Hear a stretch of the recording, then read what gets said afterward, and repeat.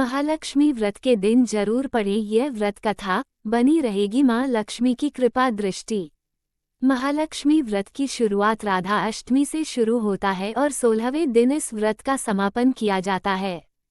इस दिन महालक्ष्मी व्रत कथा का पाठ करने से भक्तों पर मां की कृपा दृष्टि बनी रहती है। महालक्ष्मी व्रत भाद्रपद के शुक्ल पक्ष की अष्टमी तिथि के साथ शुरू हो जाता है। इस दिन राधा रानी के जन्मदिन के रूप में राधा अष्टमी का पर्व भी मनाया जाता है।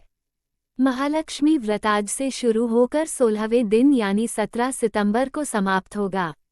आज के दिन विधिपूर्वक और श्रद्धा से महालक्ष्मी व्रत रखा जाता है। इससे देवी लक्ष्मी प्रसन्न होती हैं और भक्तों पर अपनी कृपा दृष्टि बनाए रखती हैं। पूजा अर्चना के साथ ही इस दिन महालक्ष्मी व्रत कथा का भी पाठ करना चाहिए। तो आइए पढ़ते हैं महालक्ष्मी व्रत कथा। महालक्ष्मी व्रत कथा काफी समय पुरानी बात है। एक गांव था जिसमें एक गरीब ब्राह्मण रहता था। वह भगवान विष्णु का भक्त था।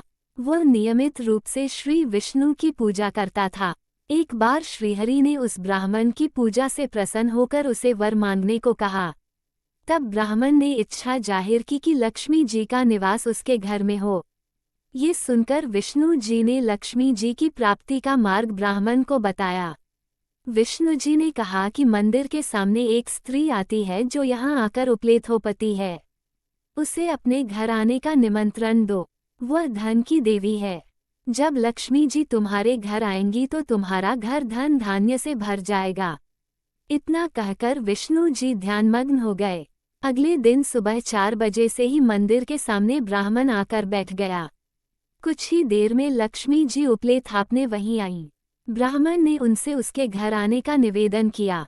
ये सुन लक्ष्मी जी समझ गई कि यह सब विष्णु जी ने ही उसे करने के लिए कहा है।